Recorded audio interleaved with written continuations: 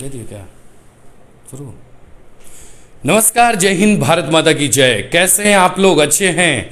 Sunday special live interview की शुरुआत करने जा रहा हूं। आप सभी पाठकों दर्शकों से निवेदन है कि आज भी संडे स्पेशल लाइव इंटरव्यू को सफल बनाने के लिए आप वीडियो को शेयर करें और अपनी प्रतिक्रिया भी दें।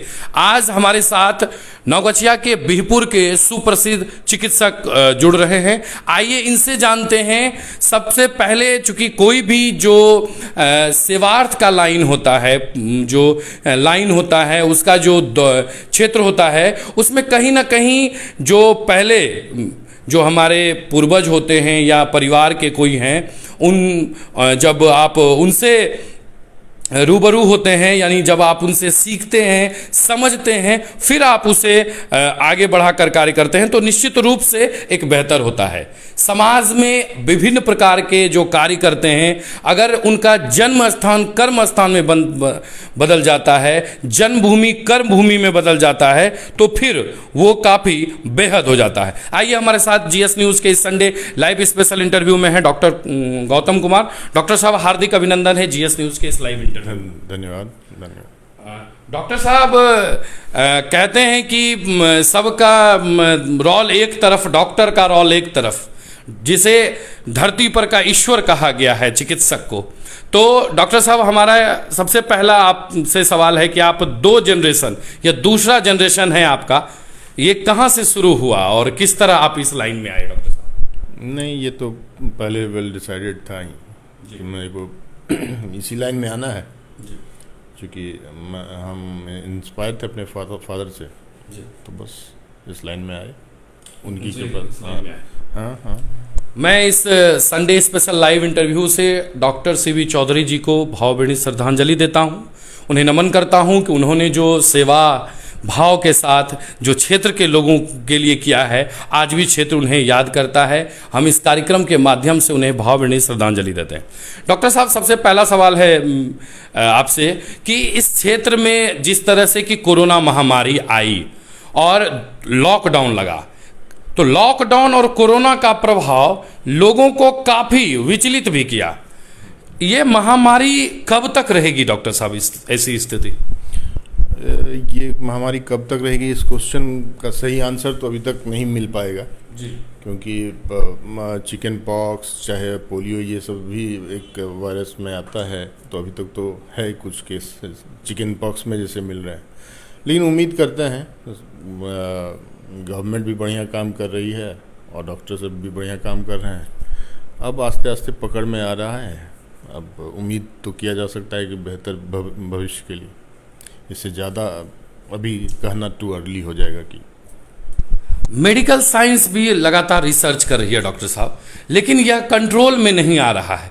वैक्सीनेशन एक बचाव के लिए दिया गया है कि लोग बचाव हो सके। आखिर इस महामारी पर पकड़ क्यों नहीं हो रहा है? किसे कैसे समाप्त किया जाए? ये वर्ल्ड का एक बहुत बड़ा समस्या है डॉक्टर साहब। एक्चुअली देखिए, कोई वायरस होता है नेचुरल, और कोई वायरस होता है बनाया हुआ वायरस, जो किसी लैब में उसको बनाया जाता है, बाकायदा एक प्लान किया जाता है सॉफ्टवेयर सबसे के तरह। तो जैसा अभी तक आकलन किया जा रहा है कि ये वायरस जो है अपना रूप म्यूटेट कर रहा है हर समय और हर जगह, अलग अलग जगह पर अलग अलग वायरस अपना रूप लिए हुए है। तो इस चीज़ को पकड़ने में अभी तक वायरस ही 1-1.5 साल पुराना है।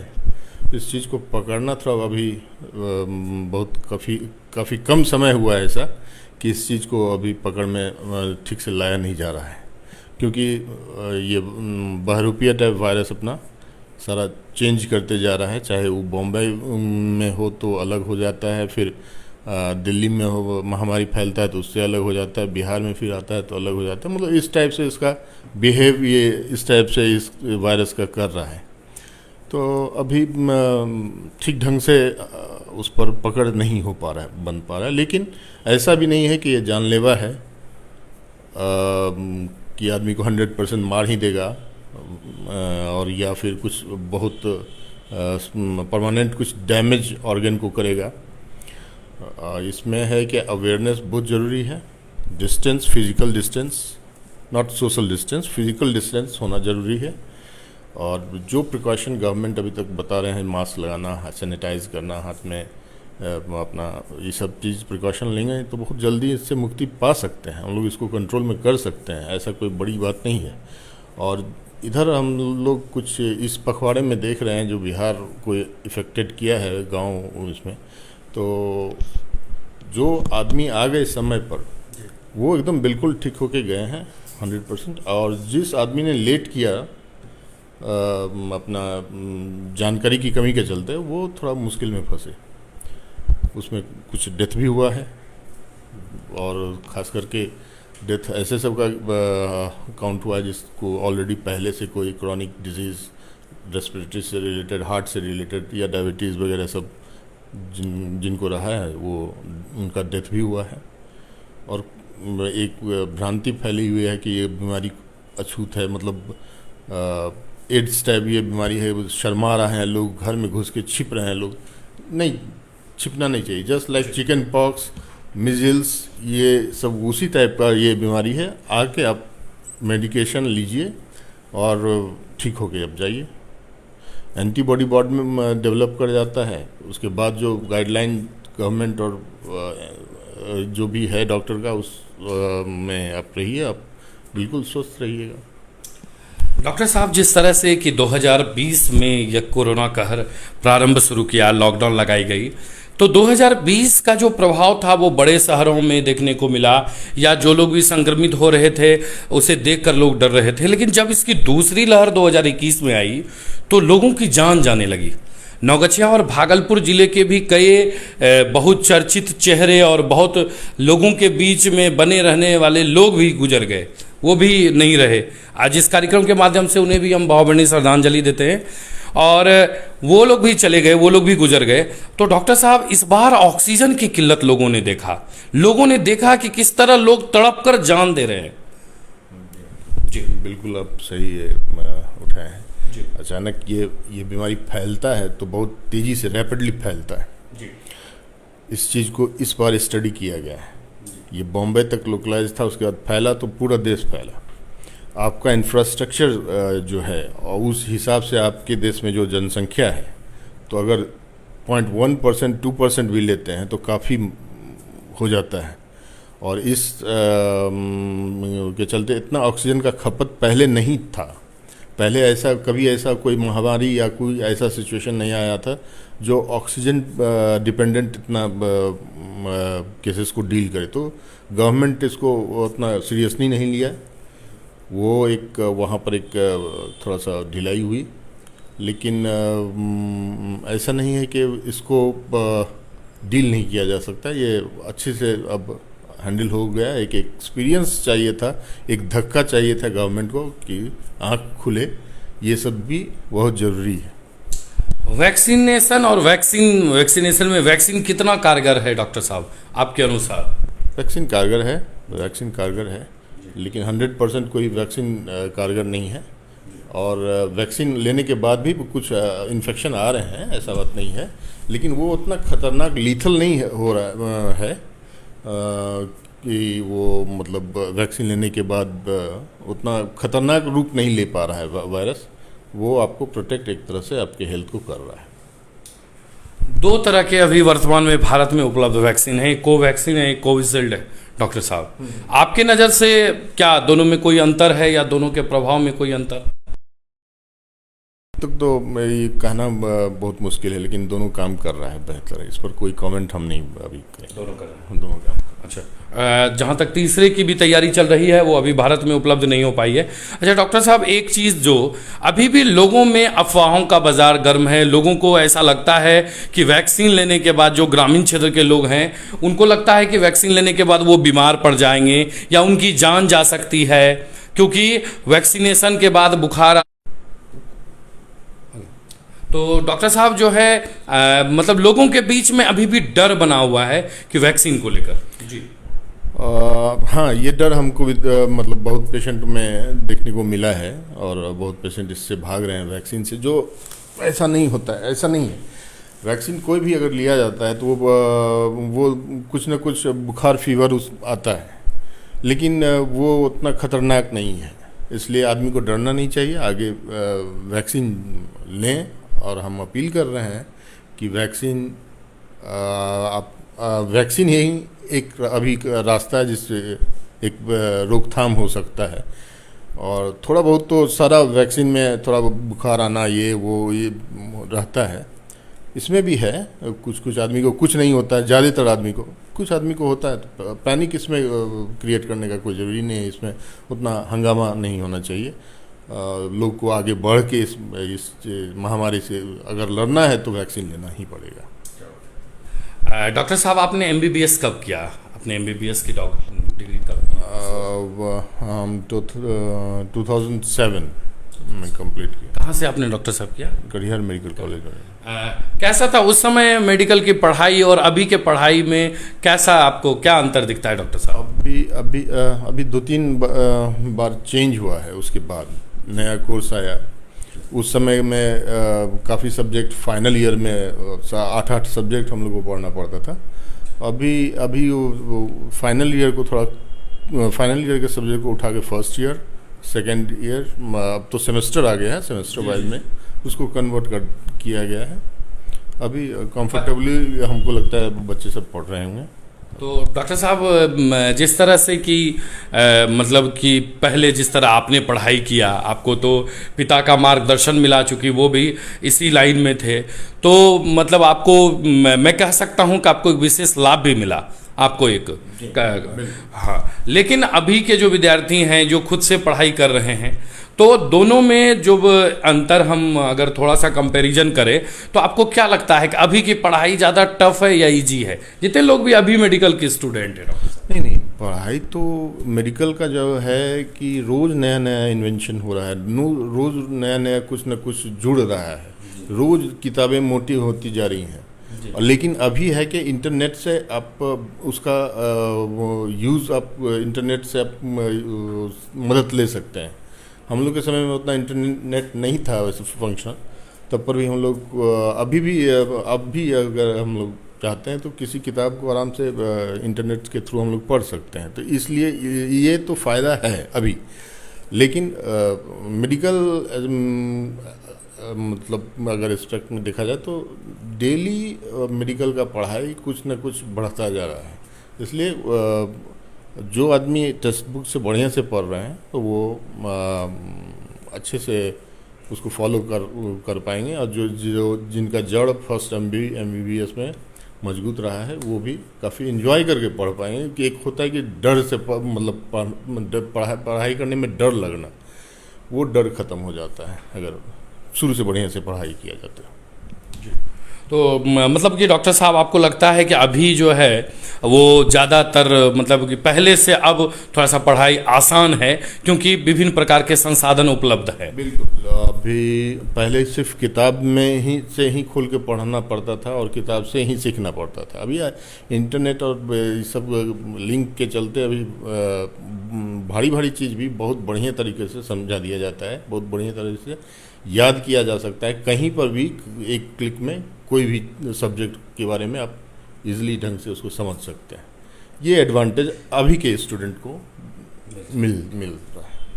बहुत सारे लोग इस लाइव एंकर चैट में जुड़े हुए हैं। आर के सानू लिखते हैं नमस्कार प्रणाम। ललन झा जी जुड़े हुए टॉप फैन है, नमस्कार वरुण जी, आपको भी नमस्कार। अमन कुमार आजाद लिख जुड़े हुए हैं, लिखते हैं नमस्कार वरुण जी, नमस्कार। नीरज राज नमस्कार। मिथिलेश कुमार जुड़े हुए हैं। सुबोध जी लिखते हैं कि कोरोना महामारी के कारण नौगछिया सहित देश के अन्य हिस्से में मृत्यु के शिकार हुए सभी सम्मानित समाजसेवी, राजनीतिक दलों के कार्यकर्ता, अधिकारी और सामान्य जनों को विनम्र श्रद्धांजलि। जी बिल्कुल। और सुबोध जी, आपको भी बहुत बहुत धन्यवाद। आप जिस तरह से लगातार लिखते जा रहे हैं, अभी लाइव में बने हुए हैं। लिखते हैं कि सरकार और स्वास्थ्य विभाग टीम द्वारा महा टीकाकरण अभियान 21 जून को चलाया जा रहा है, सभी सम्मानित। जी बिल्कुल, 21 जून को भी चलाया जा रहा है, बिल्कुल। और लिखते हैं कि जीएस न्यूज के संडे लाइव में जुड़ने वाले सभी सम्मानित जनों और डॉक्टर साहब को बहुत बहुत धन्यवाद। जय बिहार, जय जीएस, आपकी भी जय, बहुत बहुत धन्यवाद। अच्छा डॉक्टर साहब, एक चीज़ जो विशेष रूप से मैं जानना चाहूँगा, हाल ही में एक बहुत बड़ा विवाद नज़र आया आईएमए और बाबा रामदेव के बीच। उस प्रकरण में आपको क्या लगता है कि मतलब वो आईएमए अपने जगह पर है, आयुर्वेद अपने जगह पर है, लेकिन बीच में कहीं ना कहीं दोनों के बीच में ऐसी खींचातानी हो गई, आईएमए भी अपने एसोसिएशन के साथ तैयार हो गया, दोनों में विभिन्न प्रकार के राजनीति वाले मुद्दों की तरफ बातचीत होने लगी। जी डॉक्टर साहब। हाँ, ये दुर्भाग्यपूर्ण है। मतलब हम न तो सपोर्ट कर रहे हैं आईएमए का ही, न ही रामदेव बाबा का ही। एक शैली होना चाहिए, ठीक है। आयुर्वेद तो पुरानी शैली है हमारे हिंदुस्तान के, उसको भी हम लोग विनम्रता से स्वीकार करते हैं। हमारे अभी भी बहुत सारे ऐसे दवाई हैं जो कि आयुर्वेद पर ही डिपेंडेंट है। जी बिल्कुल। तो लेकिन ये बड़ा दुर्भाग्यपूर्ण हमको लगा, ये दोनों में इतना हाई लेवल पर। अब दोनों में डॉक्टर साहब सबसे बड़ी चीज क्या हुई ना, देखने को जो मिला कि दोनों एक दूसरे पर लगातार सवाल पर सवाल पूछते जाने। लग ही नहीं रहा था कि दोनों हमारे देश के एक शीर्ष पर बैठकर लोगों की सेवा करने वाले हैं। लग रहा था एकदम राजनीति का अखाड़ा कहिए तो एक मारपीट का अखाड़ा बन गया हो। हाँ, इसके लिए हमको तो खेद है। हम नहीं चाह रहे हैं कि इस तरह का हो। अपना एक लिमिटेशन सबको जानना चाहिए। इस पर ज़्यादा हम इस पर कमेंट नहीं करना चाहेंगे। नहीं बिल्कुल, आप अपने जगह पर सही हैं डॉक्टर साहब। और आपकी जो अच्छा डॉक्टर साहब, यहाँ के क्षेत्र में नौगछिया और बिहपुर के क्षेत्रों में सबसे ज़्यादा जो बीमारी या मतलब सबसे ज़्यादा किन चीज़ों का मतलब कष्ट रहता है, या सबसे ज़्यादा इन रोगों से पीड़ित आपको नजर आते हैं नौगछिया और बिहपुर क्षेत्र में डॉक्टर साहब? क्या मतलब किस तरह के पेशेंट ज़्यादा आपको नजर आते हैं यहाँ के क्षेत्र में? जो गांव क्राउडेड है, जहाँ मंदिर ज़्यादा है, जहाँ मस्जिद ज़्यादा है, या फिर जो, तो वो सब में हम देखें कि अब उस एरिया से बहुत ज़्यादा पेशेंट निकल के आए जी। और गांव का नाम हम नहीं लेना चाहेंगे हम तो वो सब जगह से पेशेंट जो इस दरमियान देखने को मिला, वो शुरुआती दौर में ज़्यादा था। उसके बाद ये फैलाव होते चले गए और सभी जगह ऑलमोस्ट ये पेशेंट का रेशियो वैसा ही रहा। तो अभी इस क्षेत्र में सबसे ज़्यादा किस बीमारी के पेशेंट रहते हैं डॉक्टर साहब? आप लगातार सेवा में हैं, आपका ये नर्सिंग होम बिहपुर में है, तो आप ज़्यादातर किन बीमारी के पेशेंट को देखते हैं? मतलब यहाँ नज़र आता है आपको कि इस तरह की बीमारी का प्रचलन आज भी हमारे क्षेत्र में ज़्यादा है डॉक्टर साहब? अभी तो हम देख रहे हैं डायबिटीज़ ज़्यादा है। मतलब कोरोना का अगर छोड़ दिया जाए तो, क्योंकि 2-4-5 दिन से देख रहे हैं कि कोरोना में काफ़ी कमी गिरावट हुई है। और उसके अलावा डायबिटीज़, हाइपरटेंशन जो है, ये एक गंभीर समस्या है यहाँ पर। आजकल के डॉक्टर साहब छोटे बच्चों में भी हाइपरटेंशन का आ रहा है। मतलब छोटे बच्चों से लेकर ही युवा जो है ज़्यादातर इसमें आपको नज़र आते होंगे। कम उम्र के युवा भी इसमें बहुत ज़्यादा मतलब अब इस तरह से गंभीर समस्या से जूझने लगेगा। युवा कम, हाइपरटेंशन और डिप्रेशन, ये चीज़ हमको दोनों को मिला लिया जाए तो ये सच्चाई है।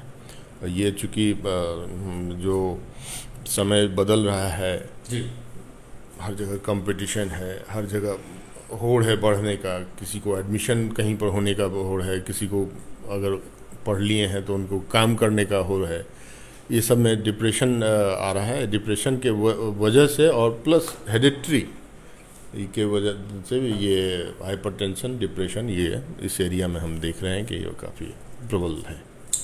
बुजुर्गों में क्या दिखता है डॉक्टर साहब? किस तरह के बीमारी से ज़्यादा या किस तरह की समस्या से ज़्यादा इस क्षेत्र के बुजुर्ग रहते हैं? वो भी हाइपरटेंशन एक है और दूसरा चीनी, मधुमेह, हाँ। और हार्ट से भी बहुत अभी जो हैं वो 60 के आसपास कुछ न कुछ हार्ट का भी प्रॉब्लम उनमें देखा जा रहा है। और अच्छा डॉक्टर साहब, एक जो बड़ी समस्या रहती है जो हमारा नौगछिया अनुमंडल हो या बिहपुर प्रखंड कहीं की बात करें तो यह विभिन्न प्रकार के प्राकृतिक आपदाओं से भी घिरा हुआ रहता है। बाढ़ सब जैसी समस्या और बांध पर रहने वाले लोग रहते हैं, उन्हें बहुत ज़्यादा दिक्कतों का सामना करना पड़ता है। तो ज़्यादातर जो बीमारियां होती है वो बाढ़ भी लेकर आती है। बिल्कुल, जैसे टाइफाइड हुआ, डेंगू चला हुआ है, मलेरिया हुआ, ये सब अभी जो बरसाती समय है तो ये बड़ा दिख रहे हैं कि ये अपने एरिया में काफ़ी पैर पसार लिया।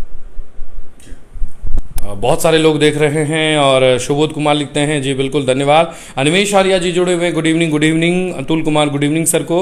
और शुभोध जी लिखते हैं कि मेडिकल क्षेत्र में एलोपैथिक और आयुर्वेद दोनों का महत्वपूर्ण योगदान रहा है, दोनों का अपने अपने स्तर से अपने जगह महत्व है, इसलिए देश हित में इस प्रकार का विवाद नहीं आना चाहिए। बिल्कुल डॉक्टर साहब ने भी वही कहा कि ना ये किसी को समर्थन कर रहे हैं ना किसी का कमेंट कर रहे हैं, ये एक सही विचार है।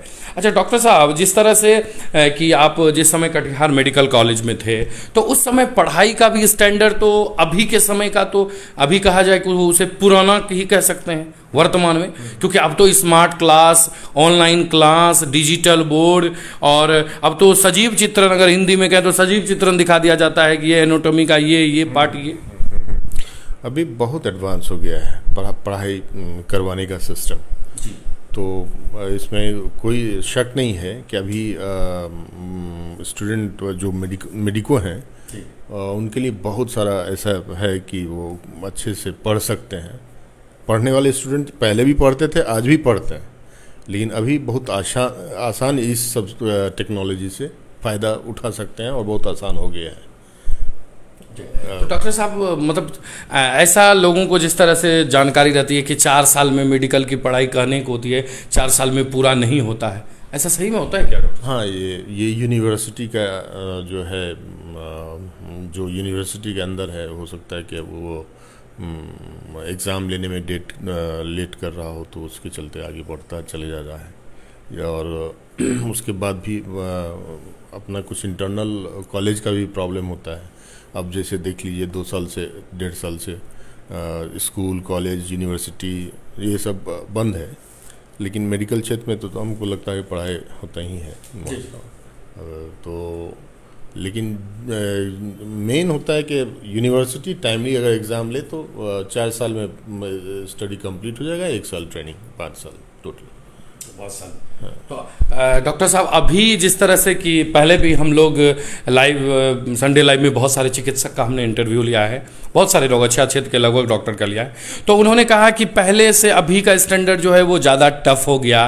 पहले जो है एक कॉमन, अगर मान लीजिए बोन्स की पढ़ाई होती थी तो एक कॉमन बोन्स की का एजुकेशन सिस्टम था, अब बहुत ही पार्टली कर दिया गया है, एक ही डिपार्टमेंट के एक ही पार्ट्स के तो अलग अलग डिपार्टमेंट को तैयार किया गया है, ताकि अभी का जो ट्रीटमेंट है वो बहुत ही ज़्यादा पहले से ज़्यादा हायर मोडिफाइड है। हाँ, ये तो लेकिन बेसिकली MBBS में तो वो सारा चीज़ को लेके चलेंगे। MBBS में सारा चीज़, उसके बाद जो पोस्ट ग्रेजुएशन का होता है वो अलग अलग ढंग से होता है, कि अगर ऑर्थो का है, सर्जरी का है, फिजिशियन में फिर पीडियाट्रिक्स हुआ, न्यूनेट्स हुआ, ये सब अलग अलग है, उसका अलग अलग पढ़ाई होता है। आप किस तरह के डॉक्टर साहब ट्रेड को आप देखते हैं? यहाँ पर तो हम, मेरा माइंड मेकअप था कि यहाँ रह के हमको करना है, तो हम ट्रेनिंग किए हैं सारा चीज़ में। MBBS के बाद सर्जरी, खास करके फिजिशियन का काम करने में ज़्यादा अच्छा लगता है मुझे। अच्छा डॉक्टर साहब, एक बहुत सारे पाठक जुड़े हुए हैं, बहुत तरह की प्रतिक्रियाएं सबों की आ भी रही है। डॉक्टर साहब, एक बहुत जो यूनिक चीज़ देखने को मिलता है हमेशा हम अपने पढ़ाई के दरमियान में, कि कुछ चीज़ें ऐसी होती है जो नहीं चाहते हुए भी उस पर नज़र पड़ता है और बाद में वही कारगर हो जाता है। जैसे कि अलग अलग विषयों के भी बारे में बहुत अधिक जानकारी नहीं होने पर भी डॉक्टर साहब उसकी ट्रीटमेंट कर देते हैं और जहाँ तक वो सफल ही रहता है। आपको क्या लगता है डॉक्टर साहब, इसका क्या वजह रहता है? जिस समय पढ़ाई करते हैं उस समय का ध्यान या उस तरह के साथ रहने वाले वो जो माहौल रहता है उसका कारण होता है? देखिए, वहाँ पर अगर माहौल आपको बढ़िया मिल जाता है, दोस्त आपके बढ़िया स्टूडेंट सब रहते हैं, तो आपको सारा चीज़, मतलब अगर 5 बढ़िया दोस्त है तो 5 सिस्टम के बारे में आपको बढ़िया से जानकारी मिलती है। उनसे डिस्कशन करने के बाद और भी याद रहने का रहता है चांसेस, और रहा कि एक्सपीरियंस से ही आप नॉलेज ले सकते हैं। थ्योरी एक जगह है, प्रैक्टिकल एक्सपीरियंस अलग है। तो बहुत जगह सिर्फ थ्योरेटिकल बात नहीं चलेगा, एक्सपीरियंस से भी काम लेना पड़ता है। तो समय समय पर अनुभव जिसका होगा उस हिसाब से वो ट्रीटमेंट आपका समय कैसा था डॉक्टर साहब? उस समय कॉलेज का कैसा माहौल होता था? किन किन चीज़ों को आप बेहद पसंद करते थे? आज भी आपको वो याद आता है तो कहीं ना कहीं झकझोर देता होगा, आपको लगता होगा 5 साल वहाँ बिताए हैं तो लगता है कि ये घर ही मेरा हो गया था, वो दुनिया ही मेरा हो गया। वो तो गोल्डन पीरियड था, मेहनत भी करते थे तो हम लोग हंसी मजाक भी अपने फ्रेंड को काफ़ी होते थे, और मतलब वो गोल्डन पीरियड था जो याद आता है अभी। और भी हालांकि हमारे एक प्रोफेसर हुआ करते थे, तो कोई भी एग्ज़ाम में हम लोग का प्रैक्टिकल में वाइवा हुआ होता था तो वो थोड़ा सा स्कैरिंग होता था, थोड़ा डरा, मतलब आदमी स्टूडेंट काफ़ी नर्वस रहते थे। तो वो बेचारे बोलते थे कि अभी काहे नर्वस हो रहे हो, फ्यूचर में अपना काम करोगे तो डेली तुमको ऐसा एग्ज़ाम देने को मिलेगा। तो उनकी बात आज भी हमको याद है, ऐसा होना। क्योंकि आपको लगता है कि वो प्रोफेसर ने जो आपको कहा कि फ्यूचर का हर दिन एग्जाम ही होता है, आपको लगता है डॉक्टर साहब आज? 100% हर दिन 100%। इसलिए उनका ये बात कहा हुआ आज तक मेरे कान में जिंदा है। अच्छा डॉक्टर साहब, एक कहते हैं कि every patient have a great task for the doctor, a task for the doctor, every patient is.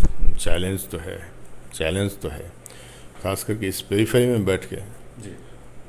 ऐसा रहता है कि 2-4-5 डॉक्टर का एक समूह रहता है तो काम करने में कुछ ज़्यादा हिम्मत रहता है, बनता है, लेकिन अकेले पर चैलेंज तो है। और आप उस चैलेंज को अगर फेस करते हैं तो और भी बेहतर है। बिल्कुल है ही डॉक्टर साहब, आप बिल्कुल क्षेत्र में बने हुए रहते हैं, काफ़ी लोग आपके बारे में बोलते हैं। बहुत दिन से हम लोग स्वयं प्रयास कर रहे थे कि आपसे मुखातिब हों, और जितने लोग लाइव में जुड़े हुए हैं, बहुत सारे लोग बाद में देखते हैं, उन्हें भी धन्यवाद है भाई कि क्षेत्र में डॉक्टर साहब हैं और इतनी अच्छी प्रतिक्रिया दे रहे हैं। बिल्कुल लाइव चल रहा है, कोई अन्य बिल्कुल ना एडिटिंग ना कोई, सीधा लाइव आपके सामने। अच्छा डॉक्टर साहब, जिस समय आप लोग पढ़ाई करते थे उस समय का जो दौर था डॉक्टर साहब, मुझे लगता है कि शायद इतना डेवलप नहीं था जितना आज है साइंस में, मेडिकल साइंस में। तो आज जिस तरह से देखा जाता है कि विभिन्न प्रकार के एक से बढ़कर एक जापानीज टेक्नोलॉजी सबका मशीन आ गया डॉक्टर साहब, हर तरह का। नहीं, मेरे समय में था। हाँ, चूँकि हम प्राइवेट कॉलेज से थे तो मेरे समय में था सारा चीज़ ये सब। लेकिन गवर्नमेंट हॉस्पिटल, गवर्नमेंट कॉलेज में काफ़ी दिन बाद या कुछ दिन बाद इंट्रोड्यूस हुआ सब सामान, और वो भी मेंटेन होता है कि नहीं होता है। मेरे समय में मेरे कॉलेज में था।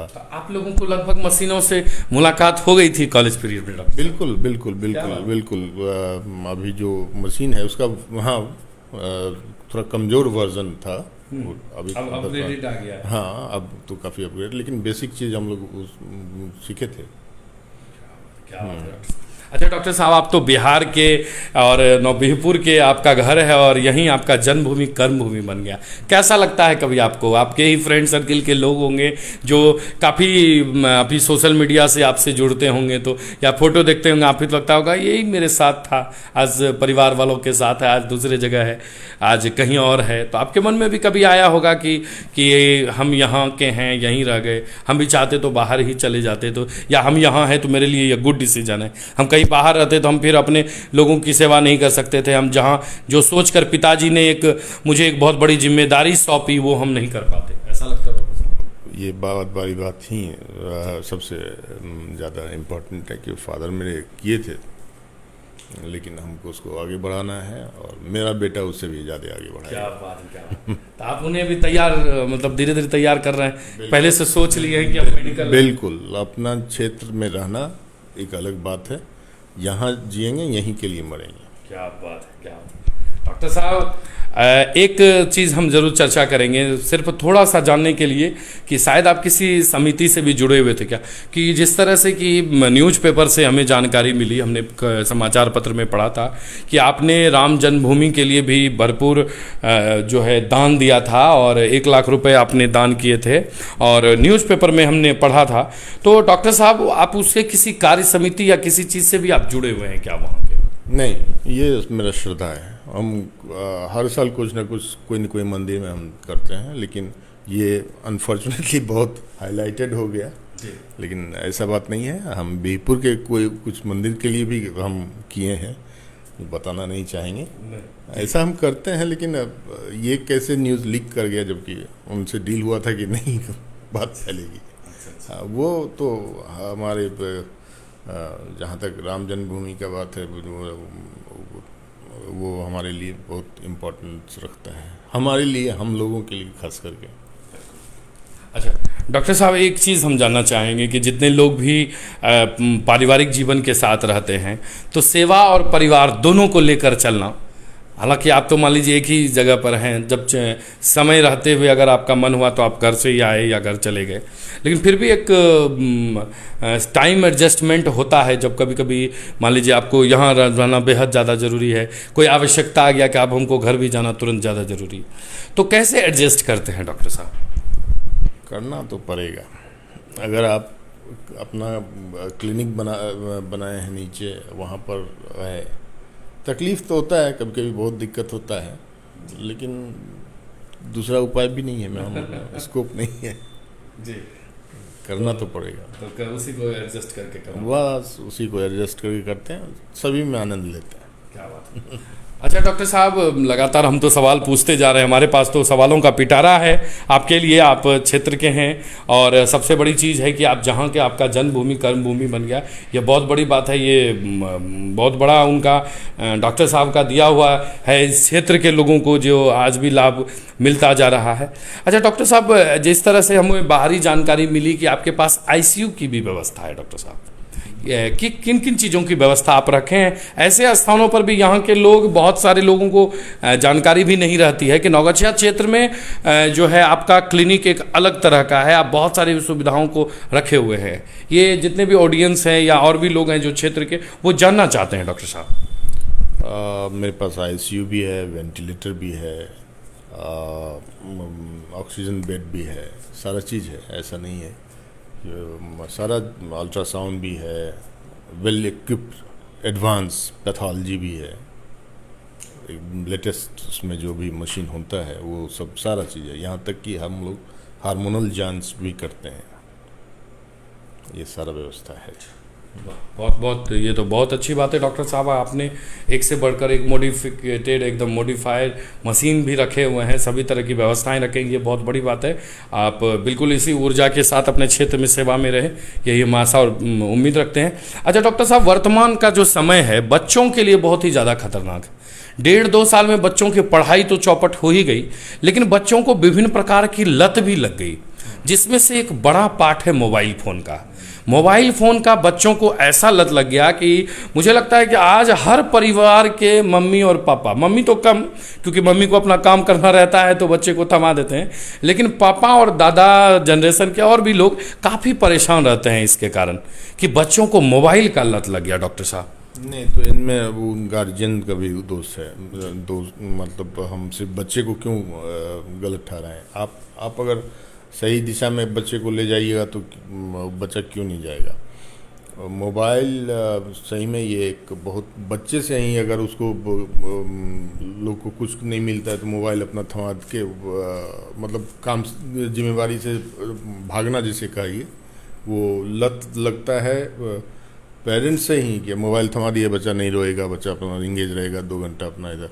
लेकिन इससे इफ़ेक्ट ये पड़ता है कि बच्चा इरिटेटेड हो जाता है, मोबाइल का एक लत लगा रहता है, चाहे वो गेम खेले, चाहे वो कुछ देखे, और उसको लोग समझते हैं कि अरे बच्चा बहुत तेज़ है, लेकिन वो 6 महीना साल भर के बाद जाके बच्चा इरिटेट होता है, इरिटेशन में रहने लगता है, आदमी से कट के रहने लगता है। खेल जो बच्चा को फील्ड में जाके खेलना दौड़ना चाहिए, उससे फिजिकल वर्क से अलग होने लगता है। ये सब डिसएडवांटेज है जिससे गार्जियन को देखना पड़ेगा, क्योंकि एक छोटे उम्र से बच्चे को स्मार्टफोन दे दिया जाता है। रेडिएशन से भी कुछ ना कुछ असर तो आँख पे पड़ता ही है। ये सब पेरेंट्स को ध्यान रखना चाहिए कि बच्चा मोबाइल उतना ज़्यादा नहीं देखे। वो अच्छा कंटेंट है तो ठीक है, कभी कभी सुना दिए, इधर लत नहीं लगे, इस चीज़ का खास ध्यान हम अपील करते हैं यहाँ के पेरेंट्स के लिए। पेरेंट्स को खास करके वो उसको बड़ा अप्रिशिएट करते हैं कि मेरा बच्चा मोबाइल से बहुत बढ़िया से खेल रहा है। वो फ्यूचर में जाके बच्चा को अपंग बनाएगा। मेंटली भी फिजिकली भी। जिस उम्र में हम लोग क्रिकेट, फुटबॉल, कबड्डी खेला करते थे, उस उम्र में बच्चा फील्ड में जाना नहीं चाहता है। आज के डेट में बच्चा फील्ड में देखते हैं, फील्ड खाली रहता था। एक समय था जो इस ब्लॉक में हम लोग खेलते थे, पूरा भरा रहता था, लोग फिजिकल वर्क कर रहा था, खाना पीना बढ़िया से खाता था, 10 आदमी से मिलना जुलना, उठना बैठना अपना। लेकिन आजकल रूम से बाहर नहीं निकलेगा, दिन भर 24 घंटा। ये 1.5 साल में तो बच्चे सब का आँख ऊँख सब खराब हो गए, मतलब किसी को स्थिति में पहुंच गया है। ऑनलाइन स्टडी हो रहा है, आप कुछ कह भी नहीं सकते हैं, क्योंकि जब स्कूल वाली बात होती है तो पढ़ाई तो ज़रूरी है, लेकिन एक तरह से एडवांटेज है तो बहुत डिसएडवांटेज भी है। फिजिकल वर्क छूट गया है, खाना कम हो गया है, बच्चा का वेट गेन कर गया है ज़रूरत से ज़्यादा। कुछ बच्चा का वेट ही नहीं गेन कर रहा है, क्योंकि फिजिकल वर्क नहीं है, इसलिए। अच्छा डॉक्टर साहब, बहुत ही शानदार तरीके से डॉक्टर साहब ने समझाया है। शायद मुझे लगता है कि सभी अभिभावक को भी समझ में आया होगा कि किस तरह से उसे इन्वॉल्व करें, उसका माहौल बदल दें। बच्चों के लिए माहौल जो आपने तैयार करके, जो इन्वायरमेंट तैयार करके रखा है, वो एक बहुत बड़ा प्रभाव डालने वाला है। इसलिए गार्जियन इसके लिए भी ज़रूर तैयार रहे। अच्छा, बहुत सारे सुबोध जी लिखते हैं, डॉक्टर साहब का अपने क्षेत्र के प्रति लगाव और अपने कर्म क्षेत्र को अपने जन्म क्षेत्र से जोड़ने के लिए बहुत बहुत धन्यवाद, शुक्रिया। और जो है डॉक्टर साहब, एक मैं चर्चा करना चाहूँगा, हालांकि एक फिल्म का है और मैं लगभग सभी डॉक्टर से पूछता हूँ। एक फिल्म आई थी मुन्ना भाई MBBS मेडिकल लाइन से, उसमें जो डीन का रोल प्ले किया है, उन्होंने एक डायलॉग कहा है कि कभी भी किसी डॉक्टर को पेशेंट से कोई रिलेशन नहीं होना चाहिए, वो एक सिर्फ बॉडी है और सिर्फ बॉडी ट्रीटमेंट हो। आपने भी शायद वो फिल्म को जरूर देखा होगा, MBBS से जुड़ा हुआ है। तो क्या ऐसा सही है, या डॉक्टर साहब की कभी भी फीलिंग नहीं होनी चाहिए? क्योंकि अगर फील नहीं होगा, उसे महसूस नहीं किया जाएगा कि यह आदमी है, तो उसकी तो जान भी नहीं बचाई जा सकती है, कभी उसका ट्रीटमेंट सही नहीं हो सकता है। लेकिन अगर उसके तकलीफ को अगर हम उस समय के लिए थोड़ा सा हेजिटेट भी करेंगे तो वो भी उसके लिए घातक होगा। लेकिन मैं पूरी बात से मैं सहमत नहीं हूँ कि आदमी को एक सब्जेक्ट मान के, जैसे उस फिल्म में दिया गया, एक सब्जेक्ट मान के ट्रीट किया जाए। आदमी को आदमी ही रहने दीजिए, सब्जेक्ट मानने की ज़रूरत नहीं है। उतना अनथ्योरेटिकल बात नहीं चलता है, आपको प्रैक्टिकल होना पड़ता है अपने ज़िंदगी में। अच्छा डॉक्टर साहब, किसी भी पढ़ाई का तो कोई अंत नहीं है, एकदम एक लेवल के साथ चलता है तो वह चलते रहता है। डॉक्टर बनने के बाद भी आपको लगता है कि, या डॉक्टर जो भी उनकी MBBS पूरी हो जाती है, प्रैक्टिस में आ जाते हैं, क्लिनिक में आ जाते हैं, उनकी पढ़ाई एक तरह से चलती ही रहती है, निरंतर उनको हर दिन नया नया चीज़ देखने को मिलता है? बिल्कुल वो आप लाइफ में आपको हर कुछ न कुछ हमेशा नया मिलेगा। आप में इंटरेस्ट होना चाहिए। आपके पास अब टेक्नोलॉजी है, आपके पास भी स्मार्टफोन है, उसमें भी आप अगर मेंबरशिप हायर कीजिएगा तो आपको अपडेट करते रहेगा। प्लस आपके पास जो अच्छे कंपनी के जो आते हैं विजिट देने के लिए, वो आपको अच्छा लिटरेचर देता है, जिससे आप अपने को अपग्रेड कर सकते हैं। ध्यान से उनकी बात को सुनिए, लिटरेचर देता है तो उसको पढ़िए। अपग्रेडेशन तो होता ही जाता है। और बुक्स भी आ रहा है, तो अगर आपके पास समय है तो उस बुक्स, यही एडवांटेज मेडिकल कॉलेज के डॉक्टर्स को मिलता है। वो स्टूडेंट के साथ जो हमेशा रहते हैं, तो वो अपने आप को अपग्रेड क्लास के रूम से कर सकते हैं।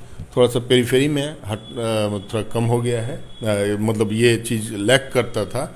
लेकिन अगर कोई भी डॉक्टर अगर चाहे तो अब नेट के थ्रू अपग्रेड अपने को डेली कर सकता है।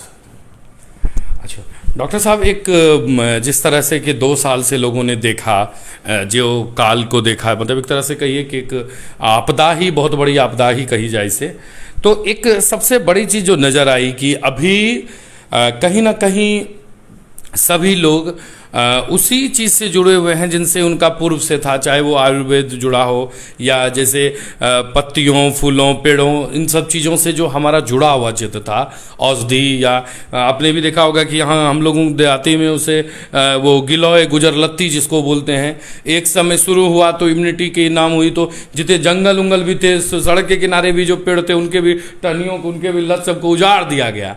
तो कहीं ना कहीं डॉक्टर साहब आज भी हमारा एलोपैथ भी या मेडिकल साइंस भी उन चीज़ों पर डिपेंड है जिस पर आदिकाल से कहा जाए या बहुत वर्षों से है। बिल्कुल बिल्कुल, ऐसा बात नहीं है कि नहीं, ये बात तो है कि आयुर्वेद से ही बहुत ऐसा चीज़ है जो कि निकलता है, वनस्पति से ही बहुत कुछ ऐसा केमिकल निकलता है जिसको हम लोग उपयोग करते हैं एज ए दवा के रूप में। आज भी, अभी भी ऐसा बहुत सारा दवा है, अभी भी मार्केट में ऐसा बहुत सारा दवा है आयुर्वेद से रिलेटेड है।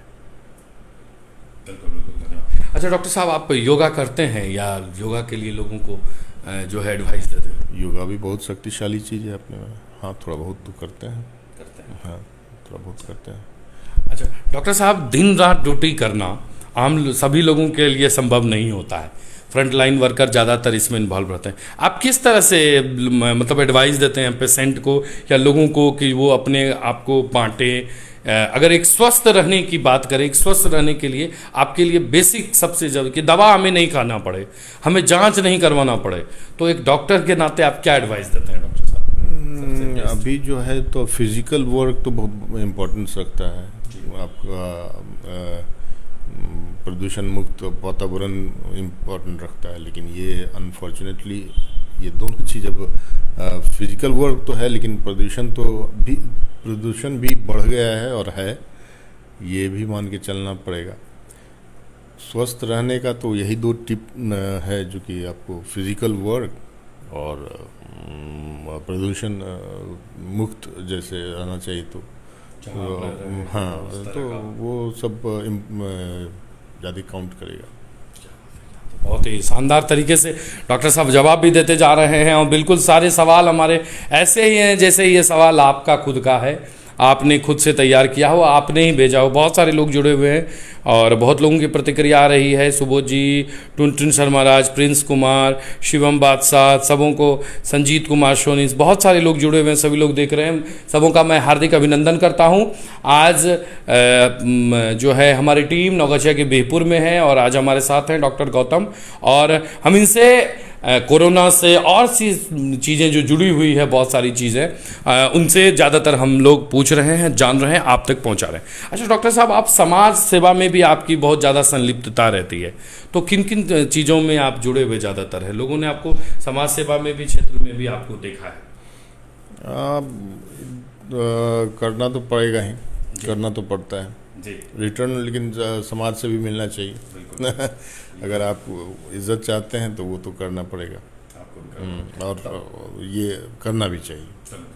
अच्छा डॉक्टर साहब, आपको लगता है कि पहले का जो व्यवस्था था, जहां स्वास्थ्य की व्यवस्था की चर्चा की जाए, मेडिकल कॉलेज हो, हॉस्पिटल हो, और अभी की जो सुविधाएं हैं, वो कहीं ना कहीं जनसंख्या बढ़ती जा रही है लेकिन उसे पूरी तरह से अपग्रेड नहीं किया गया है।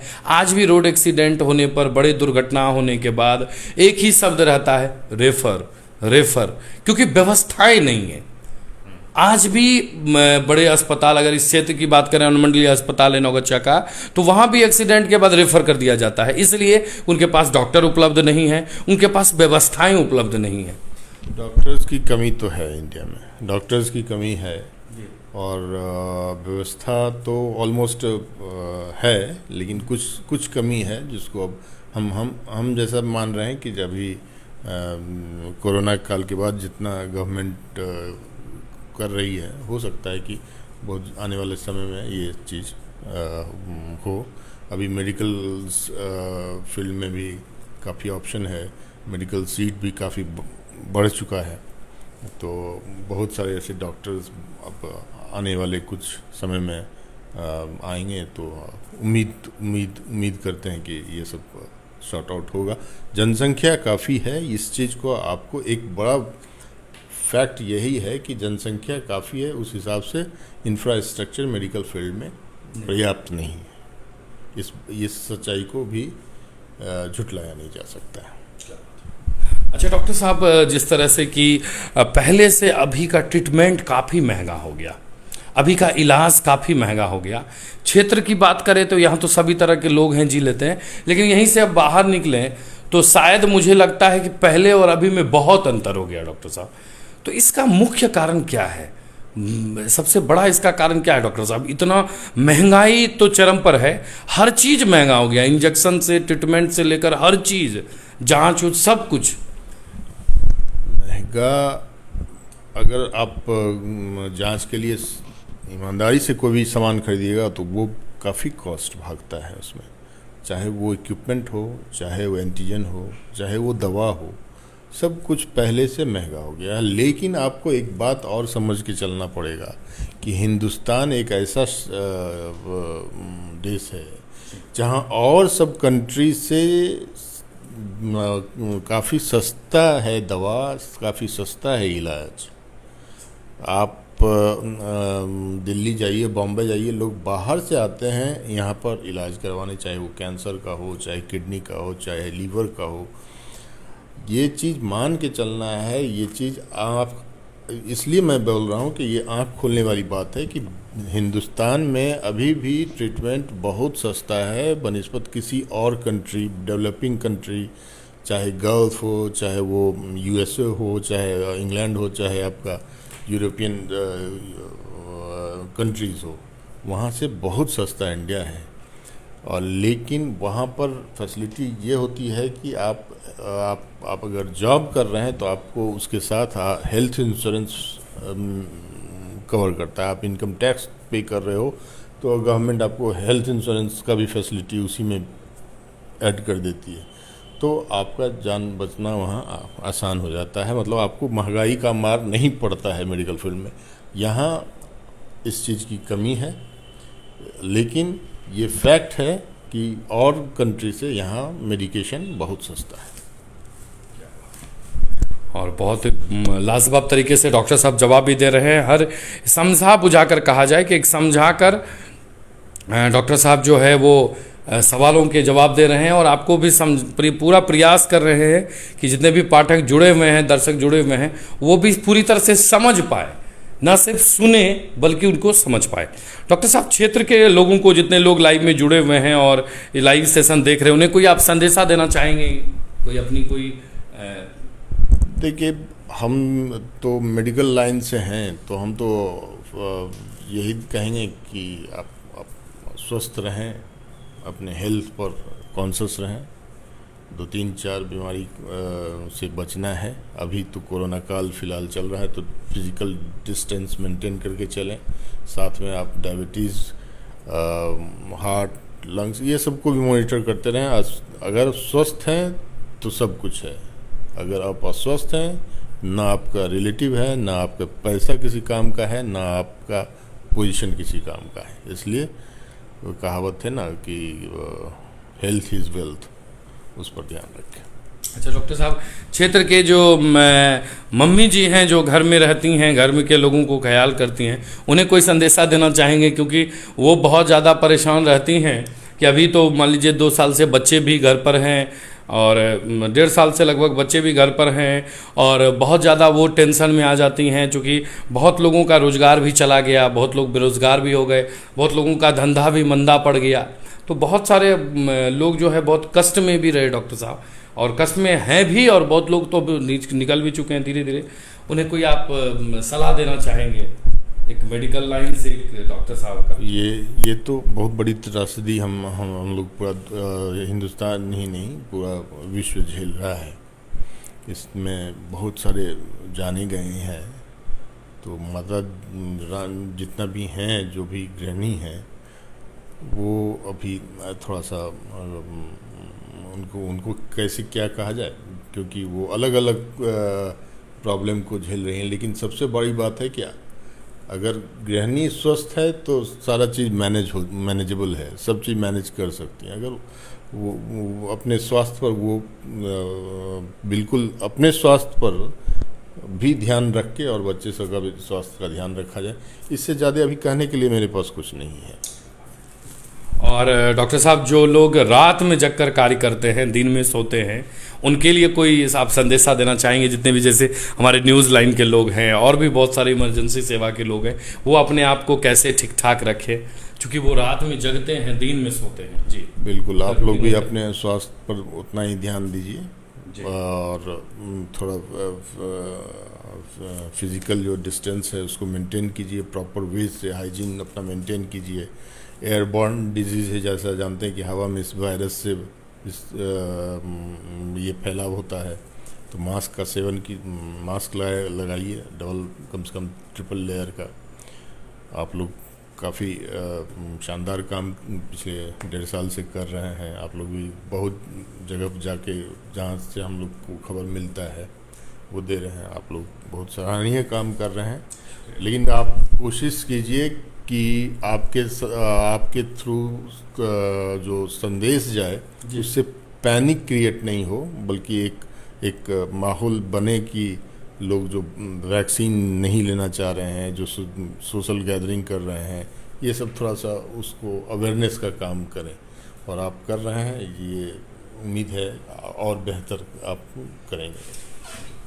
तो आज हमारे साथ जुड़े हुए हैं नौगछिया के भीपुर निवासी सुप्रसिद्ध डॉक्टर गौतम। और जहां तक आप लोगों ने सुनी, इनकी जो कुछ मूल बातें आप लोगों के बीच है, जिनमें से कि एक बच्चों के प्रति इन्होंने कहा कि मोबाइल का जो एडिक्शन लगा है बच्चों को, उसे धीरे धीरे ग्राउंड या उनके साथ इंटरटेनमेंट में लाएं। और खास करके जो लोग लगातार कार्य कर रहे हैं, अपने फिजिकल वर्क को ज़रूर लेकर आए। और आप शारीरिक रूप से अगर स्वस्थ रहेंगे, निश्चित रूप से आप मानसिक रूप से स्वस्थ रहेंगे, आपका हर चीज स्वस्थ रहेगा। और एक विशेष चीज जो मैं आप लोगों को बताना जा रहा हूं, प्रत्येक रविवार को संडे स्पेशल लाइव इंटरव्यू होता है। अगर आपको लगता है कि ये क्षेत्र के हैं या किन्हीं को आप इस लाइव इंटरव्यू में देखना चाहते हैं, तो हमें या तो इस वीडियो में कमेंट करें या हमसे संपर्क करें, व्हाट्सएप पर संपर्क करें। हमारा नंबर है 9709894194 9709949194।